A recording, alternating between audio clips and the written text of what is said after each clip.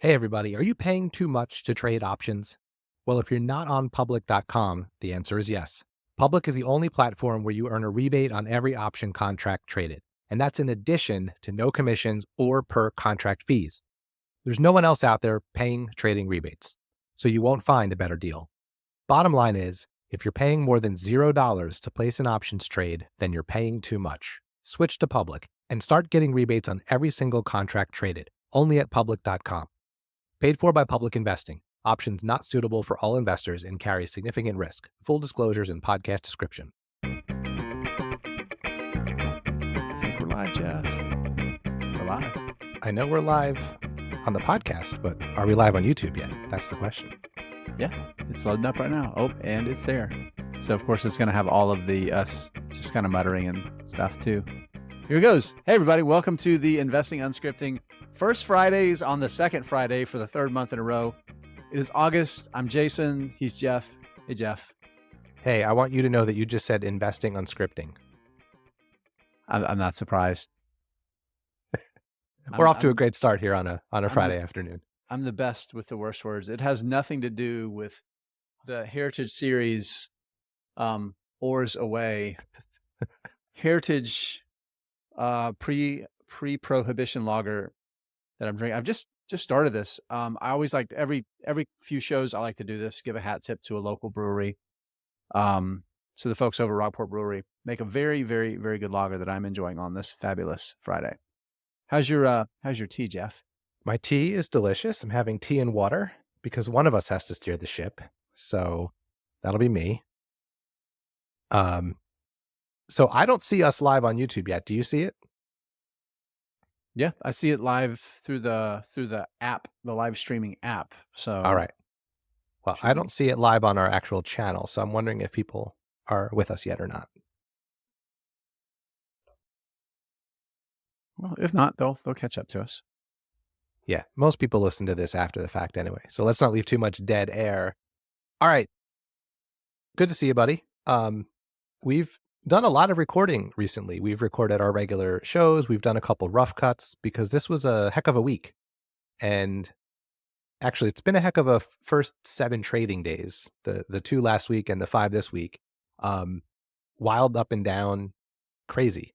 So I figured that's a good place to start, just kind of reflect on how the week went. I think the first thing that jumped out to me is how panicked everyone was on Monday and Tuesday. And then it was like by Wednesday, it was like, all right, everything's back to normal. It was very wild that it was so quick and over. And I think, rumors of the market's demise were greatly exaggerated. Yeah, it's funny too, because there were a couple things happening. Our good friend and colleague over at the Motley Fool Canada's Jim Gillies described it pretty well. He called the what was the trade? Help me out here. The carry trade? Yeah, the carry trade. So that was the interest rate trade on Japan was the fuse, but the match was the jobs report, right? Lot smaller job creation than expected. But as always, you get kind of past the headline stuff and start getting into the details. And there were some signs that the economy is still strong, right? It's like the jobless rate went up because like more people are actively looking for work, which is typically a sign of a healthy market when that number increases. It wasn't layoffs, right? It wasn't job cuts that were driving that. Yeah, it was, but it was funny, like how quick on Monday and Tuesday the pundits were. The Fed was too late. They should have already made a rate cut. Now we're going to hit a recession and it's their fault. Can they do an emergency cut before the next? I mean, it was just absurd. But it's that way every time. Every cycle, it's the same. I get it, but I guess same thing. I guess the reason I thought it wouldn't be that crazy this time was, I know what the whole quote about Gillies just saying, like the carry trade and then also the jobs report, but like the carry trade was like a specific cited reason that you knew was temporary, right? Like that was, I mean, how temporary, I don't know. I mean, maybe it takes a day or 2 or 3 or a week to unwind all that nonsense, but like it wasn't market crash type of a thing, you know? So anyway, it was very bizarre. So one of I the want big I want to go say ahead. one thing about it that I think is important. I think this stuff is one of the reasons that I do what I do professionally, and I know it's kind of the same for you as far as like why you pursue this is because all of these things are fascinating to me. I think they're really, really interesting. But it's another reminder of the um was the Fidelity Money Peter Lynch. His quote, but if you spend more than 15 seconds looking at macro, you've spent 10 seconds too many. Yeah. And I think that's a little, tongue in cheek because you should still be aware of a lot of things, especially if you own or invest in cyclical businesses. But I think the point is like this, all of this stuff that's happened to me, it's a reminder of like the idea of frameworks, and you want to be exposed to the volatility of stocks for the long term, for the upside, and you want to avoid that exposure for the short term, right? For like short term money.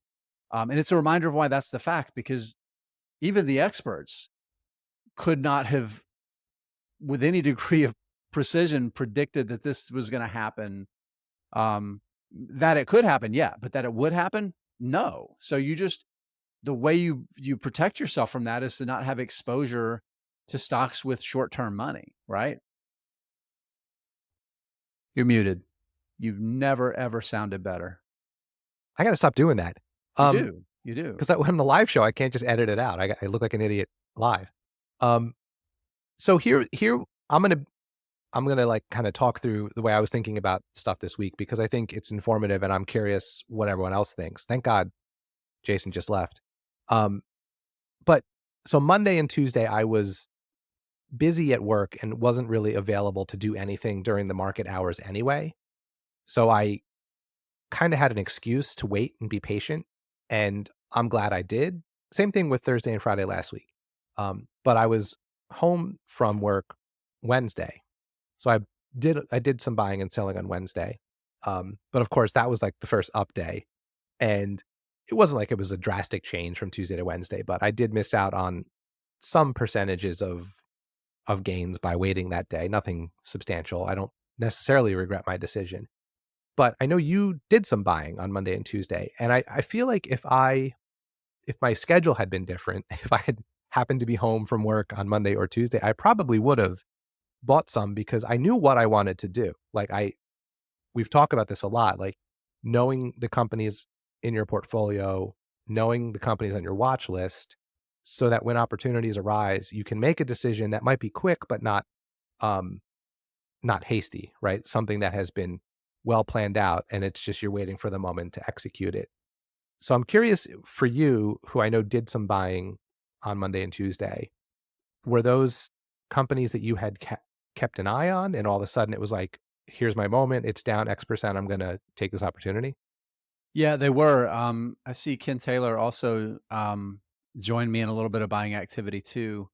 Anybody else that bought in the comments, please drop it, and we'd love to hear from you guys as well. But I did so, but it was interesting. The buying that I did was actually, I'm trying to pull up my portfolio just so I've got it in front of me. Was less about the sell off because my buying I did on Friday. Yeah, the second was on Friday. I actually didn't buy anything on Monday. I bought a couple stocks in the past couple of days, so I can't talk about them for disclosure reasons. I'll talk about them next week. But so here are the stocks that I bought last week. So first one I mentioned it I think on something that we did, Hershey. I bought more Hershey um last week. Let me say that again. I opened a position in Hershey last week. This is one that I've been following for a while. Um Love the business. Great margins, great returns. Just hated the price. The valuation had always been an issue. And one of our listeners has sent me some DMs about it over the past couple of years, and I kept saying, "Love the business, not the stock price." Stocks come down a bunch, and it finally got into what I think is fair value. And when you're thinking about a big, predictable business like Hershey, that's not really like an asymmetric 10x sort of taking market share, disrupting, going to get, 5 times larger in 10 years kind of business, you have to get the valuation right. You have Right. to. Um, if you don't get the valuation right, even if the business does really well, you're probably just going to get mediocre returns, right? So I feel really good about finally getting the opportunity to buy Hershey. I did lean in a little bit more on the kind of the riskier growth side of my portfolio. Lemonade, that's one that we've both followed for a long time. And admittedly, I bought too much too early on the story. And then the story was really bad for the better part of 2 years, right, Jeff? The um just the financial results of their underwriting have not been good until the past, I guess, 3 quarters. Yeah, Um, they got their loss ratios down to, like, competitive numbers the last couple quarters. yeah, yeah, and I think this was the 3rd quarter where we really saw them deliver, like, consistent underwriting results. Growth rates have slowed a little bit, but they're still pretty solid, overall, and I think the slowing growth rates may be something that the market hasn't loved. Um, but to me, it's like, okay, the business is delivering. I wanna start building out that position again. I Similar story. Go ahead. I was just gonna jump in on Lemonade. I agree. Yeah. I was happy with the results in the quarter. I was just updating, um, for anyone who's a listener who's a Motley Fool member, I'm the ticker guide for that discussion board on the internal boards, and I was just putting together my post that I'm gonna put up later. And yeah, it's like all around everything's heading in the right direction. My mindset with Lemonade, and I'm curious what yours is it's in my mind as a stock that I don't expect to really do anything great for still a long time. Like, it still feels very early to me for them. Yeah. No, So, absolutely. like, I'm Yeah. happy to add very slowly to it.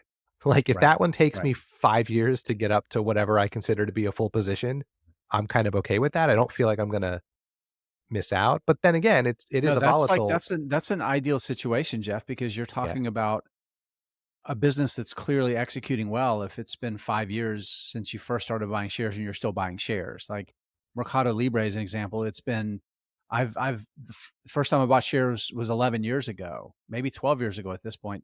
I've bought shares in the past 6 or 8 months. That means you found one of those rare winners, right? Yeah. I bought some of that, several times in the past couple weeks.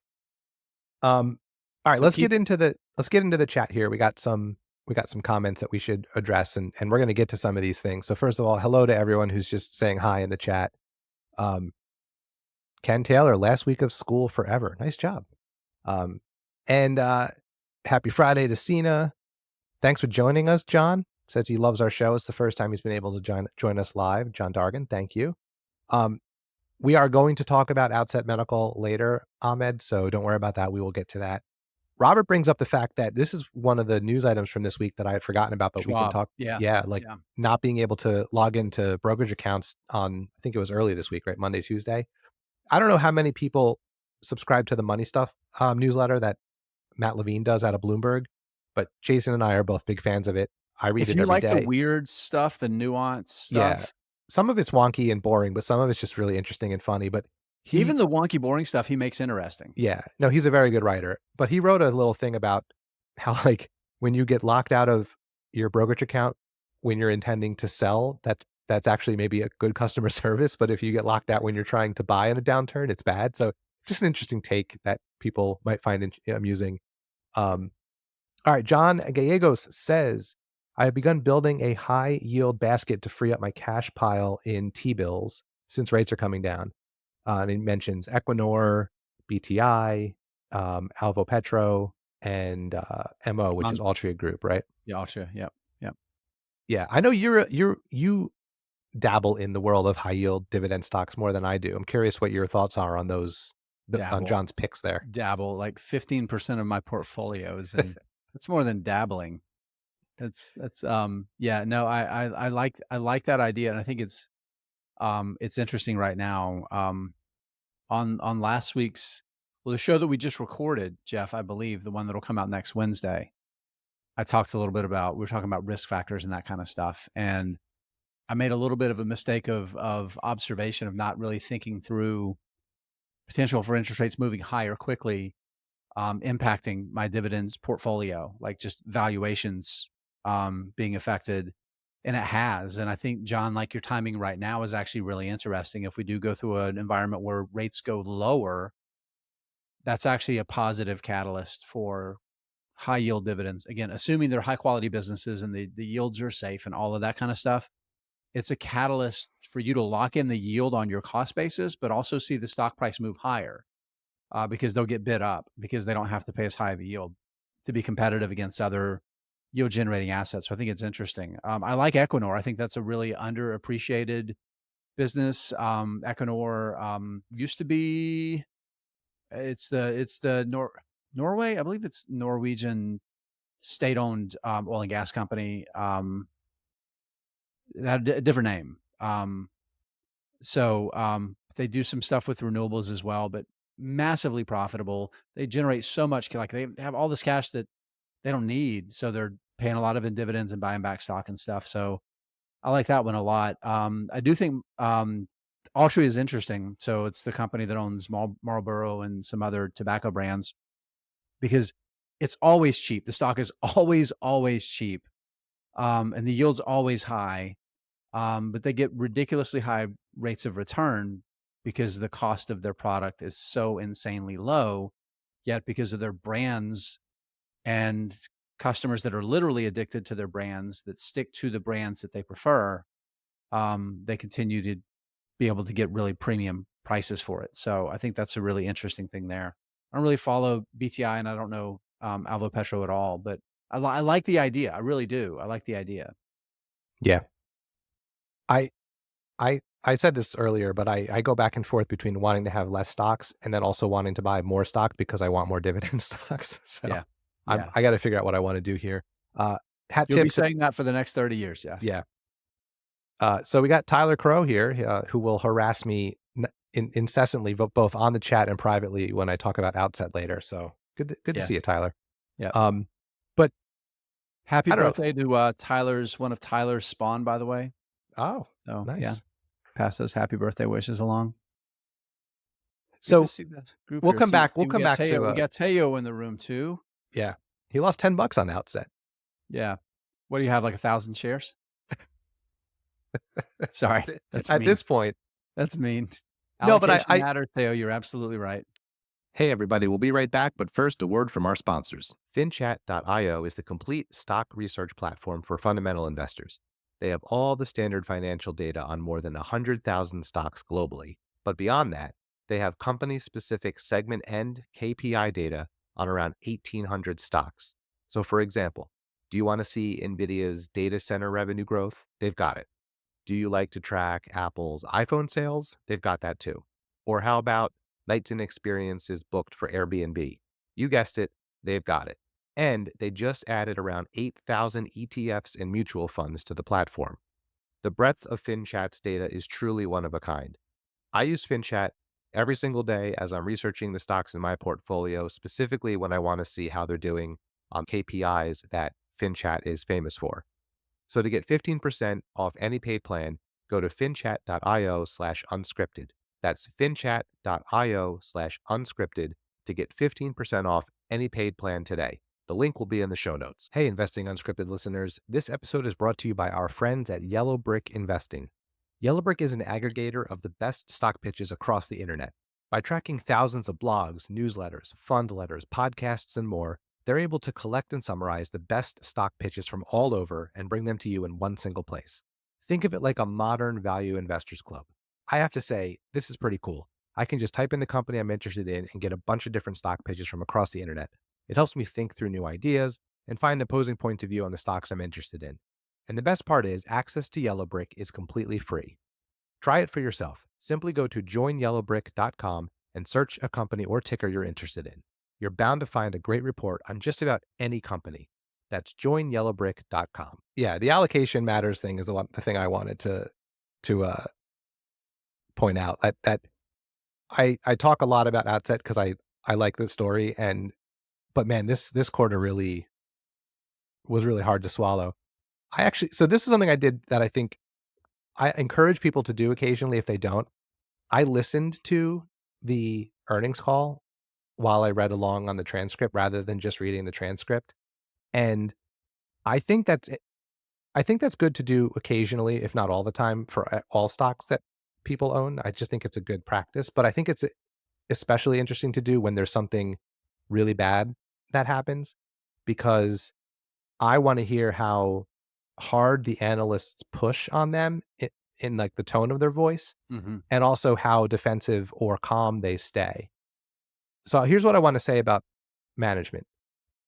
I go back and forth between thinking that they are full of it and they keep moving the goalposts and they keep making excuses. And then I also want to think, but maybe they're actually telling the truth and this is just a really, really difficult stretch they're in. I lean towards the former versus the latter, because what they were saying on this earnings call was basically, we've got all the low-hanging fruit. We've sold our device to all the early adopters, and that sales process is different than what we have to do next, which is sell to the enterprise, big customers. And they basically threw their sales staff under the bus and said, we don't have the right people, we don't have the right processes. Oh, but we hired all the right people now, but it's going to take some time. And it's like, so how are you not working on this last quarter or the quarter before that or the quarter before that? And the analysts were pushing back pretty hard on that. One person basically was like, I have no idea how to reconcile what you're saying. Like, just came right out and like called them on it. But here's where I have a tiny bit of hope. Right now, these shares are dead to me. Right, it was a small position and it's down 90% of my portfolio. So like, I might as well ride this out. But they keep saying they're not losing orders out of their pipeline, that they're just being delayed. So they're either lying or this really could get better down the road. And I don't know which it is. Yeah. So yeah, I mean, that's it. That's the thing. But anyway, this one just to me feels more and more like, if anything, this needs to be the division of a bigger company. Yeah. Or yes, maybe like a competent company with with management that. Ooh. Yeah. Yeah.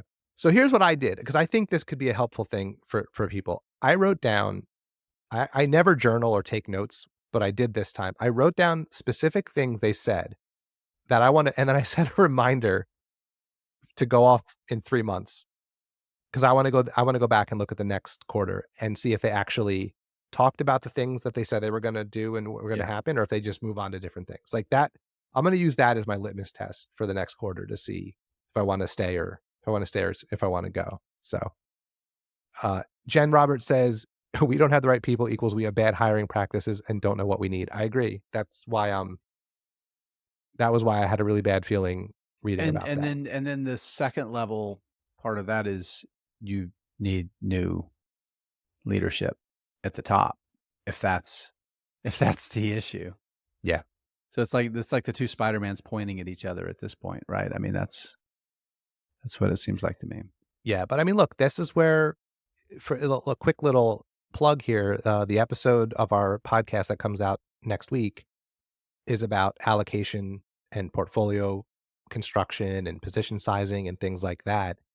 But this is exactly why, when you own a company like Outset, you don't make it immediately 5% of your portfolio, because the story is great. The numbers a year ago were great, but it's still very speculative when it's that small and that new and trying to disrupt an industry, and it absolutely could. I mean, I know this is me this is me hope casting, but it could still be fine. Like, there is a scenario under which everything they say is true. Their device is really good. People like it. And it's just going to take time. And then once they get some big enterprise customers, they're off to the races. I would put the probability of that below 10% at this point, but crazier things have happened. But that's why it's a tiny part of my portfolio versus a company that is much more established and been around longer that I believe in more. So, all right. Here's one of the cool things. I want to say this real quick, just to kind of build on that about the position sizing thing, because I do think when we have these interesting stories that we talk about, and that's like, we might go through a month or so where different events kind of monopolize a lot of our conversations around ideas. And we spend more time talking about these things than the actual implications are for our portfolio. Using Outset as an example, I made, this is going to sound familiar because it's the kind of thing that I do every once in a while. I made the decision at some point, I don't know, 3 quarters or so ago, to buy some shares after that was beaten down, thinking, you know what, there's going to be a pop here. And I got lucky and there was a pop, but then I forgot to sell. So now it's, you know, it's backfired, obviously. But in total, I've invested about 1% in Outset of my cost basis, which is probably more than I should have. I've invested 1%. Here's some other companies that I've invested 1% of my cost basis in. First Solar, it's about 2% of my cost basis now, 1.7%. Trade Desk, 0.95%. It's about 2% of my portfolio now. NVDA, 1% of my cost basis. It's like 3% of my portfolio now. So, the most you can lose is 1%. You can potentially make orders of magnitude more in gains. Right. Yeah, no, that's a really good point. All right, we got a question here from Jacob Donkey Butt 10. Great name. Wait, you have to say that again. No, not saying it again. He wants to know the biggest holding in each of our portfolios. I'll do mine because I have mine open here. My biggest holding by cost basis, meaning like the most money I've put into it, is Mercado Libre. And it actually is also now my largest position by market weight as well, because it just hit an all-time high today, I believe. But yeah, and it's still a tiny part just because most of my portfolio is in index funds. So it's about 0.7, it's about 0.8% of my portfolio on a cost basis, and it's 1.04% on the market value. What about you? What's your largest in your portfolio? So Mercado Libre is also the largest in my portfolio. It's about 6.5% of my portfolio. I have bought Mercado Libre shares into, I don't know, 10 times. But my first investment was in April of 2014. So it's just over 10 years ago. First time I bought Mercado Libre shares.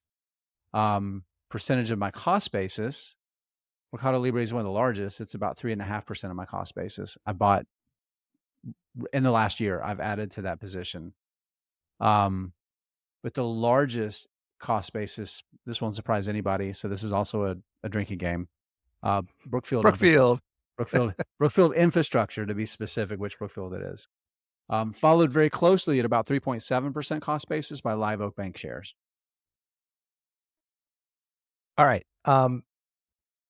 Let's go on. But before we do, I want to give a hat tip to Ken Taylor, who says he might rename the bull case in his weighted DCF model with "It might be fine" in honor of me. So thank you. I am honored. Ken also says Jason looks like an extra from Pirates of the Caribbean today. That's a good observation. I usually say I go with Founding Father most days, but that's pretty entertaining.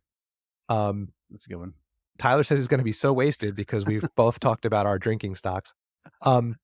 Here's one for you. I don't know this stock at all, actually. Do either of you own SCHD in your portfolios? I have been going back and forth. Do you know that one, Jason? Schwab U.S. Dividend Equity ETF. Who's this? Who's asking that? PF Man. Not sure who that is. Is that what you're talking about? Is it that Schwab ETF? I'll let you reply in the comments if you would. I don't follow very many ETFs very closely. Jacob Donkey Butt, and it's butt with just B-U-T. I want to say that's. I know, but it's funny. We could call it Jacob Donkey Button. Jacob Donkey Button. Donkey Button, like Democratic Party, the donkey, and it's your button, and I'm taking this probably the wrong way. Yeah, so Jacob Donkey Button. What was I thinking that? Oh, Albert Einstein. That's where he's going. Thank you. I'll take that one too. I will wear that one proudly. Yeah. I'm sure Yeah, you but will. PF Man says yes. Is that ETF? I think ETFs are underutilized by most individual investors. I think a lot of individual investors that want to diversify would probably do better to use ETFs than to use individual stocks, to be honest with you. Yeah, no, I would agree. We've talked about ETFs a bunch of times in a bunch of different contexts. I would say, because he mentioned going back and forth on it, the only thing I would say to look at is what's the expense ratio on it, just so you know how expensive it is versus other ETFs that might have similar companies in it. So just something to think about. All right, let's pivot and talk about something slightly different. So this is supposed to be our first Friday of show of the month, but we're doing it on the second Friday. And we have yet to talk about the July 2024 results of our portfolio contest. So just as a reminder, if you're new, you can go to the show notes for any of our podcast episodes, and there's a link to our 2024 portfolio contest where guests from our podcast last year and some listeners put together 3 to 10 stock portfolios just for a 1-year kind of fun contest. And we really only count the quarterly results in terms of giving money to the charity of the winner, but we do short updates month by month who had the best returns just for that month, so not calendar year up to the end of that month. So I put together the spreadsheet this afternoon of who was the July winner for just the month of July, and it was Brian Feraldi, who was a guest on our podcast last year.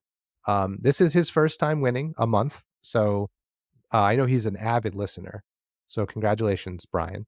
Yeah, he's probably in the live stream right now, anonymous though. Yeah, absolutely. But he was followed closely by 2 other people, one being our good friend Jim Gillies, who was up. So Brian's portfolio was up 9%, Jim's was up 8%. And right behind that, rounding up to 8, was Jason Hall. And I want to give you special credit right now because based on the stocks in your portfolio and what they've done since the end of July, it's not up 8%. Yeah. It is a very different situation right now. There's a stock I can't talk about because I've done a thing that is not up 8%.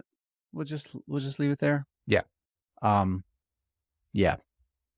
So you'll hear more about that when disclosure requirements allow me to speak. Yeah, there's a couple that I can't talk about either. I think we don't have to spend too much time on the portfolio contest. People can go check it out for themselves. But I think what's interesting is Mitch Vitale, who has won the quarter contest a couple times, and also 3 of the months, has not done well since then. And I think that's one of those lessons when you're doing something silly like this that's just over the short term, that things can turn very quickly. You can be king of the world for a couple months, and then you can find yourself, behind the 8 ball very quickly. The other thing I think is worth pointing out is the S&P 500 was only up 1.2% in July, and 11 out of the 18 portfolios actually beat the market. So based on that 1 month, we have some good stock pickers here along with us. Ken Taylor says that Brian Feroldi obviously is Jacob Donkey Button. Oh, that's a good point. Yeah, I didn't think about that. Yeah, obviously. That's true. Hey, Jacob, we know it's not you, but we can pretend. All right. So okay, go ahead. We got a couple more questions in here that people have come in with. Jacob Donkey Butt wants to know our background before being a background in investing before being with the Fool. We can come back to that in a second. Ahmed's asking, what is our max cost basis allocation percentage? I'm going to say, Jason, we should not answer that because we do talk about that on Wednesday's podcast. So that can be listen to the upcoming episode. Yeah, I think that's the answer. Yeah, we're not going to answer it right now. The answer. I could be a jerk and tell Jacob Donkey Butt to go back and listen to the podcast where we've talked about our origin stories, but I think I can give a 10-second background on me, and then you can give what will hopefully be 10 seconds, but most likely 2 minutes on yourself. My background in investing started when I was a 22-year-old first-year employee just through my retirement accounts, completely passive. And I got into stock investing in 2020, and became a full contractor shortly after that. All right, Jason, you have to give your background much quicker than that. Go. Yeah, so I started writing for the Motley Fool back in 2020. And that's all the time we have. And well played, Santoro. Well played, Santoro. But really started actively investing in 2009, 2010, 2011 period. Like, got lucky during the financial crisis that I was actually making pretty good money.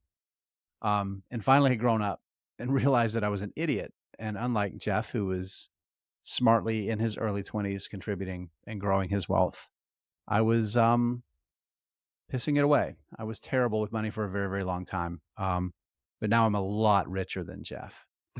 You're such a jerk. So I am going to do this, though. I'm going to take the link to the Origin Stories episode that we did. This was our 10th episode. And I'm going to drop it in the comments here if you want to check it out. Check out our podcast. You go to that link, and then all of the major podcast apps, you'll be able to find yours there on it. All right. While you're doing that, I'm going to change. It's done. I'm going to keep talking. No, go ahead. I'm just kidding. So here's a question that I'm curious, because we are in earnings season. We're, I guess, nearing the end of it, but still quite in the middle. And I'm curious what have been your takeaways this earnings season? Specifically, like, have there been companies that were really interesting to you when they reported? Like, I have a couple that I thought were fun to follow. And then I'm also curious, kind of tied to that, were there any that you follow that reported that made you want to sell? And you can't choose Outset because we already talked about it, and we want Tyler to be okay. No. I want Tyler blackout drunk. So, no, I mean, honestly, besides Outsets, there aren't any companies that I've really, and here's part of it too, is like I've said before on a lot of our episodes, we've talked about earnings. I might not look at a company's earnings report for weeks after they report. It's part of my process of how I like build in something to slow my process down. Mm-hmm. Is I unless it's professionally companies that I'm covering for the day job, or just ones that I'm really, really interested in, or I'm really thinking actively now about allocating to, I may look at them like right then. So I'm sure there's a few that I just haven't gotten around to look at that I probably will think more closely about selling. But Outset to me is the one that's obvious at this point that thinking about selling should be a prudent thing. Yeah, I'm with you a little bit. Like, I typically will look at the results right when they come out, just because I think it's fun. I think it's interesting, but I don't do anything deep. Like, I don't like read the transcript or maybe look at the 10Q right away a lot. Yeah, I usually have to wait till I have some time to get to all that. But when you see the 60% aftermarket drop or whatever it was for Outset, like that, I had to go read that right away. I wanted to see what Brutal. the deal was. But there was nothing else that I follow that I had a similar reaction to. I mean, that was the one that was like really like, oh wow, this could be foundationally important here. What about the flip side? So here's one for me that always impresses me every single quarter, and I don't know why I haven't bought so much more of it by now. And we've already talked about it, but Mercado Libre. I don't understand. I know it seems like the results that they post pretty much every quarter would make that company trade for like ridiculous valuations, and it doesn't. Like, I'm not saying it's cheap, but when you look at it compared to other companies that don't have the consistency of results that they do, it trades more cheaply. And I just think that's interesting, because it's like they don't really ever have a bad quarter. It's like when I look at their trajectories, they're always typically up and to the right. So I don't know. That was just a quarter that really jumped out to me as being strong again. It was another great double digit quarter. Seems like the profitability train continues to just accelerate there. I know there's one thing about it, and I think Tyler would probably agree. Are they really good lenders? I mean, it seems like they are. That finance business continues to get bigger. and I know there's a lot of risk there. So I think that probably affects the valuation a little bit. It's a little bit of just kind of baking in, what if they end up taking some really big losses, some of their big markets, they see big, economic downturns, and it kind of got some results, and their borrowers stop paying. I think that's a legitimate risk. So I love Ken Taylor's comment here too. He says, "Hey Tyler, outset Brookfield, outset Brookfield." I think And that's why we haven't Tyler heard now from. has alcohol poisoning. Yeah, Tyler's passed out. Yeah. I hear what you're saying. Like, there's risks to every company. I'm sure there is a little bit of. I'm not sure. I would assume or think that there probably is some risk because it's in, not a company that does its business in America or Europe. There's probably some people who are nervous about, the stability of governments in that part of the country, about that part of the world. But I'm just looking at my spreadsheet for Mercado Libre just over the past 2 years, right? So from Q2 of 22 to Q2 of 24, revenue growth has never been below 40%. Earnings per share growth, with the exception of one quarter where it was 0% year over year, has never been below 33%. It's consistently cash flow positive, has improving return on invested capital. Mm-hmm. And then if you just look at all of the other like smaller, KPIs, gross merchandise volume, total payment volume, all of that is consistently 20, 30, 40, 50% growth every quarter. If that were a software company, it would trade for 90 times earnings. Like, yeah. Yep. So anyway, that quarter just kind of jumped out at me as being really impressive. Hey, everybody, we'll be right back, but first, a word from our sponsors. Earlier in the show, you heard us talk about investing platform public.com. That's where you can trade options with no commissions or per contract fees. And you get a rebate of up to 18 cents per contract traded. NerdWallet recently gave Public 5 out of 5 stars for options trading. If you want to see why, go to public.com and start getting a rebate of up to 18 cents per contract traded. Paid for by Public Investing. Options not suitable for all investors and carries significant risk. Full disclosures and podcast description. U.S. members only. Hey, Investing Unscripted listeners. My name is Brett, one of the hosts of the Chit Chat Stocks podcast. If you love Investing Unscripted, we think you will love listening to Chit Chat Stocks. On our show, we research individual stocks, interview investing experts, and, well, chit-chat about investing every week. From hot stocks such as NVDA and Celsius to hidden small-cap gems, we have something for every type of investor. Follow the Chit Chat Stocks podcast on YouTube, Spotify, or Apple Podcasts and level up your investing skills today. So let's talk about Upstart, because it had a ridiculous pop after earnings. But as you discovered, it probably was only partially due to earnings. Well, I didn't discover it. I already knew it. You discovered it when I told you. Okay. I was trying to give you some credit here, but you can go ahead and be a jerk about it. So a couple things. So yeah, the results were fine. They were good considering, like the expectation where this is still a business. It still hasn't returned back to profitability, and they're trying another one that has some work to do.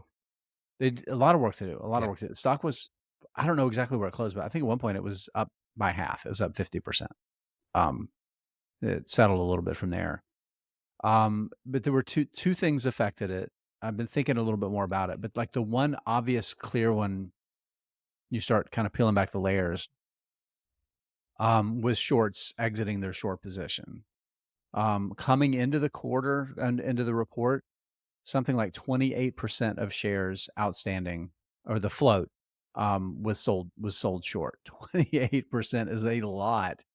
5% is pretty high short percentage. So the mechanics of how closing a short position works is you buy the shares, right? You borrow some, if you want to short a stock, you borrow somebody that owns it, you borrow their shares, and then you sell them with the idea that the stock price is going to go down and you can buy them back at that lower price, and that's your profit, right? If you borrow the shares and you sell them for 100 and then you buy them back for 50, you made a $50 a share profit, right? That's how shorting works. So a short squeeze is when there's some catalyst that sends the stock price up, and then a lot of short sellers try to close out shorts or reduce their short exposure by buying back shares at the same time, and the stock price can go up very, very quickly. And that's definitely was a massive, massive catalyst for Upstart. Thing is, Jeff, like I've been just thinking about it a little bit more since then, and what is their business and everything that's going on with interest rates, and like the Fed basically telegraphing that within the next couple of months we are going to see a rate cut, could see another one this year after that. That's good, really good for Upstart's business, because personal lending, that's kind of the core of what they do. So unsecured loans, that's like the highest. Credit cards and unsecured personal loans are the highest interest rate debt that consumers take on. So seeing those rates come down is really, really important for Upstart to see activity increase, because they make their money off of fees for lenders that use the platform to originate loans. And activity's just been in the dump. It's been in the dump. So those two things combined, I think, kind of resulted in driving the stock price higher. Yeah, I have a similar feeling about Upstart that I do Lemonade, where it just feels like it's a small part of my portfolio. I'm still learning the business. As you know, I struggle with things like insurance and banks and things that have anything to do with those two things. Like typical education professional. Yeah, I am not struggle understanding businesses that make money. I'm not a smart man. But you're a very smart man. Well, that's nice of you to say. Thank you. But I guess to me, this is another one that feels like I have plenty of time to wait and watch this story play out. Like it. Agreed. I don't need to pile into it. It felt like I did in 2021 when everything was going up. But I've learned that like this is another one I can sort of just learn, watch. Quarters, years can go by, and if they meet their potential, there'll be plenty of time to buy more shares. Yeah, no, that's exactly right. And sometimes that kind of business, you're better off letting all of the factors that made everybody focus on it, just let everybody forget about it. And that's when the opportunity is there. So, all right. So I did a thing this week and I want your thoughts on it. So as I've said bazillions of times, most of my invested wealth is in index funds and ETFs in both mine and my wife's retirement accounts. And at the same time, I own some of the Mag 7. And I can't talk about which ones I do own and which ones I don't, because that's part of what I want to talk about. So I took the time earlier this week to at least approximate how much I actually own of some of the Mag 7 stocks in the index funds and ETFs that are in our retirement accounts. And it turns out for some of them that I also own individually, it's 2 or 3 times more in total in my whole portfolio than in my just individual stocks, right? So I actually ended up keeping some of them and selling some of them, even though they were big winners for me. And that was hard.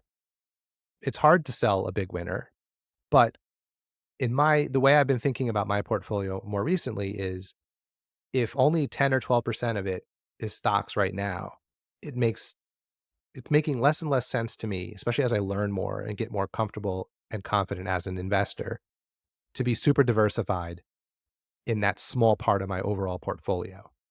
It feels like that's the place to put a little bit more conviction in a few less ideas and really try to, I don't want to say juice my returns, but get more bang for my buck out of that small part of my overall portfolio, because I have so much safety and diversification in the rest of it. So I did that, and I want to know what you think about it. And if any of the listeners who are in the chat, go ahead and either agree with me or roast me. It's really interesting, because I think there's an argument to be made that we've seen these companies blow past market values that we even remotely thought the biggest of big tech could be valued at, right? So there's definitely an argument to be made that why not increase your concentration in these massive winners that have the scale, that have the operating leverage, they continue to grow their earnings at really, really high rates. And we haven't even seen what AI can do for these businesses yet at scale, right? That could be the next like earnings catalyst. But what I always come back to is thinking about like looking at, I'm going to bring this up on the screen share. This is from Visual Capitalist. How much turnover there is consistently at the very top end. I know screen shares play really well on podcasts. So anybody that's not watching the live stream, go over to our YouTube channel and you'll be able to watch a replay of this. But this is from 2000. So Microsoft, GE, Cisco, Walmart, Intel, Pfizer were in the top 10.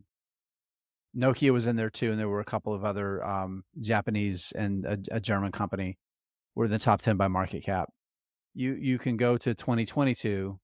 Microsoft was still in there. The entire other 9 of the top 10 had turned over, right? Now that's 20 years, right? But even in 2004, we had seen massive turnover. So every 10 years, there's a very good chance that the 10 most valuable companies, publicly traded companies, are going to be different than they were 10 years before. Yeah. Microsoft is the exception that in 2000, 2010, 2020, and today was still in that top 10. So, well, and that's why, yeah, I realized that. And that's why, so what was interesting as I did this, it took me a while, but it was actually kind of informative, and I'm glad I did it.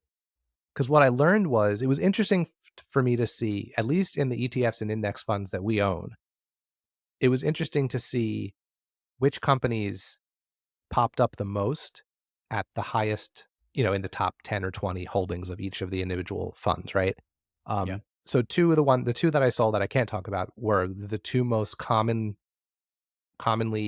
there in the ones that we own, and were, as a result, the largest two overall positions for me. And that's why I decided to cut bait with them. I guess I can talk about the ones I didn't sell. So I kept Amazon and I kept NVIDIA.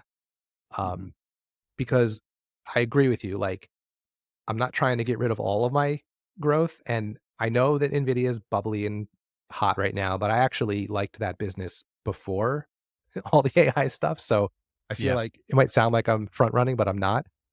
But it was interesting. So here's a couple other names that came up very often in the index funds. And some of these surprised me. Like, if you would ask me this before I did it, Broadcom. Broadcom was really, really, really common in a lot of these index funds and ETFs. I thought that was interesting. Berkshire did not surprise me. ASML also didn't really surprise me, especially because some of them are international index funds, right? Speaking of Broadcom, I don't know if you saw Teo's comment.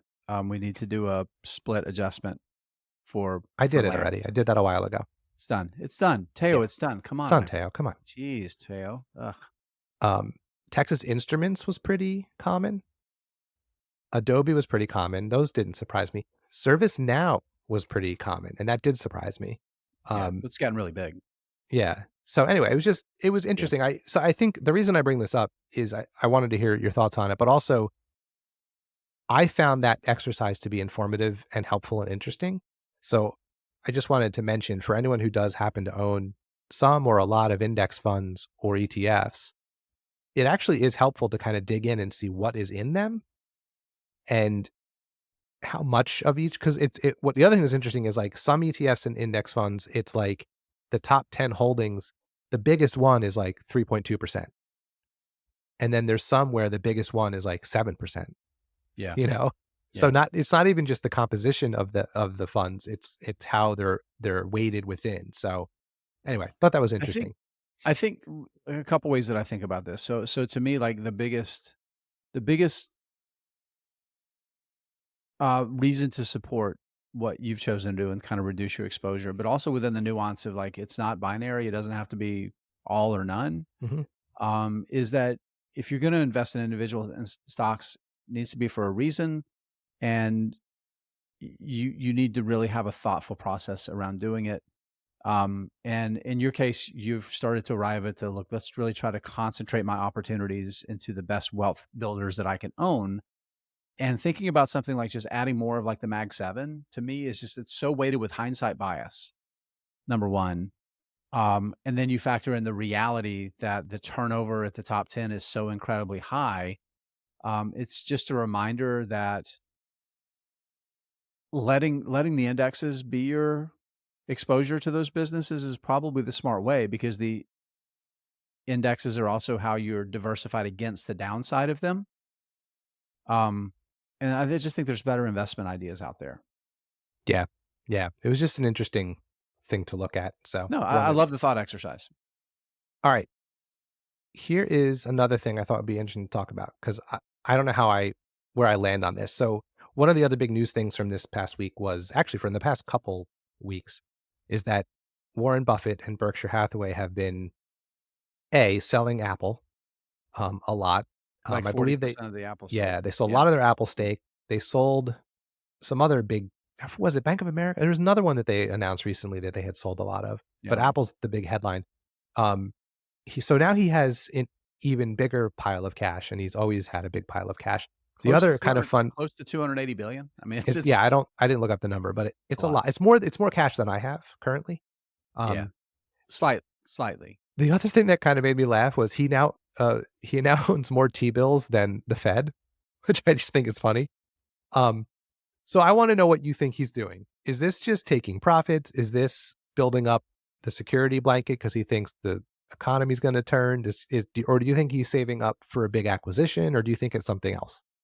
So we were at Berkshire last year, not this past year, but we were there last year. And even last year, one of the things that stood out to me was how much, and in his shareholder letter, too, how much he talked about how, like, the dynamic of holding cash has changed. The yields have come up so much.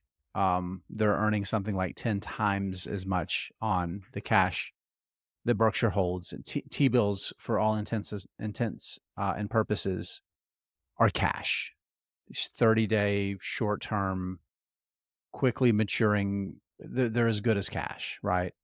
With better yield, because you're not deposited in some bank that's going to not give you the full value of yield you can get for holding treasuries. So I think it's two things. I think at some point, he's never going to say it. Of course, he's never going to say it. He's always going to talk his book in a positive way, because, you want to, like, even think about like Wells Fargo, how effusive he was with praise of the strength of the business. He eviscerated management a lot because of some of the problems they were having, like with the fake account scandal and all that kind of stuff that was going on. But he went from effusive with praise to exiting the position, right? He's never going to telegraph that he's thinking about exiting a position, right? So, and he's still effusive with praise because he still owns, this is still the biggest stock in the portfolio by far, right?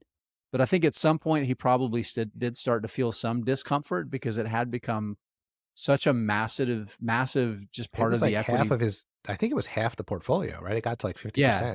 But even just beyond that, like the total enterprise value of all of Berkshire Hathaway, it had become such a massive, it's the most valuable single entity that Berkshire owned. At some point, there's exposure there, and think about risk. And I think the combination of like some concerns with valuation, then you think about the growth rates have slowed, revenue really hasn't grown for years.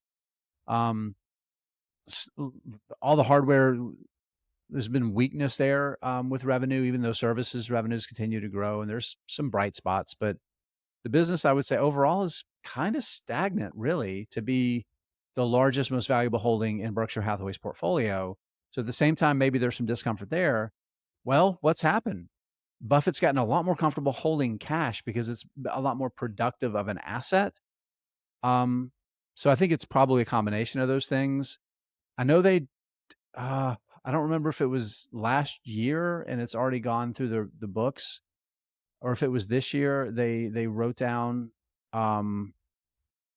they took a big write down of an asset from an acquisition that they'd made. So there's some beneficial tax kind of cancellation, because they're going to book a big gain on that sale. So they want to have offsetting losses to minimize the tax implications. So maybe some of that kind of lined up too. And now it's just, there's some optionality, right? At a time when holding cash there's worse things to be doing. Yeah, I agree with all that. I think here's the way I would, this is total speculation. They're going to buy Delta Airlines. That's I'm not even pretending to know. They're not going to buy Delta Airlines. No, they're not. But here's the way I was thinking about it. I don't think an acquisition is imminent. I don't think he thinks a recession is imminent. But I agree. Yeah. I would imagine they have a very small list of companies that they'd like to buy for the right price. That this is my guess, right? Yeah. So now, and they probably know, because they can do math, if mystery company X drops to this price, we're going to buy it, and that will cost X billion of dollars. So they know that that's potential money that's going to come off their books.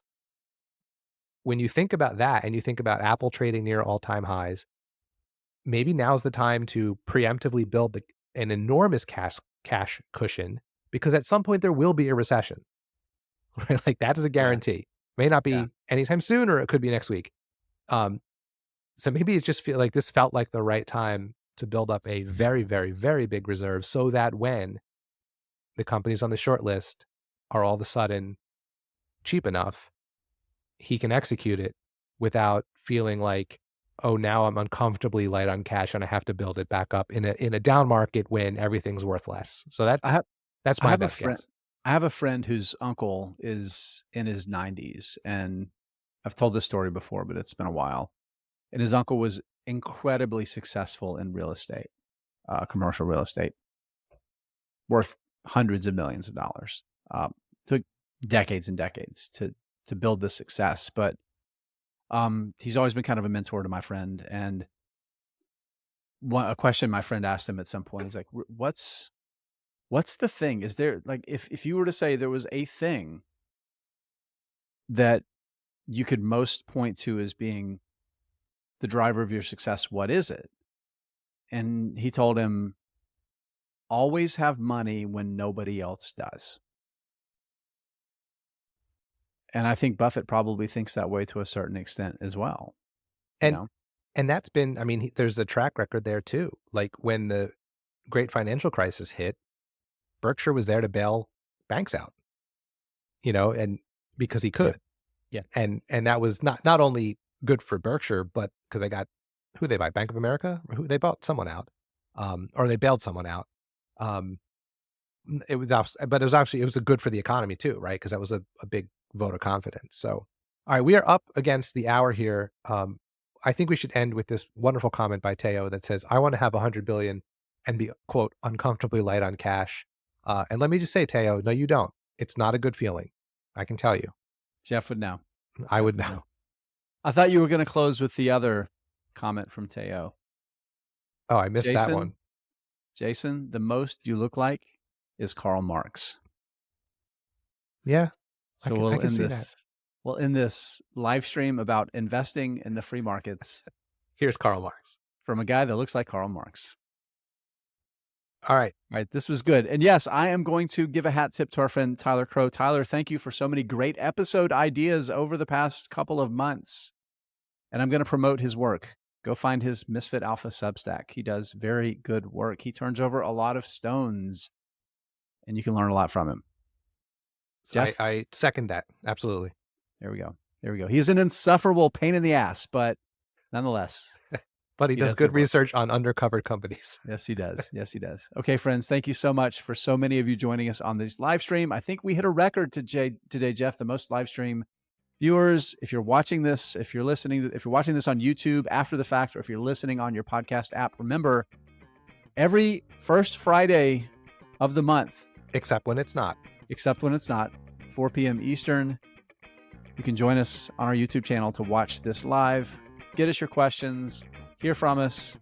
Let us make fun of each other, particularly my hair, Jeff's education background. But that's just for me. That's my special thing. Okay, everybody, this has been a lot of fun. Jeff, my friend, we're done, right? We did it? Yeah. You want to read our disclosure, or you want to just end? I will read us out. As always, we give our answers. We like to give our answers. I love giving the long answers because it makes Jeff frustrated. But they're our answers. You got to figure out your own. You can Do it.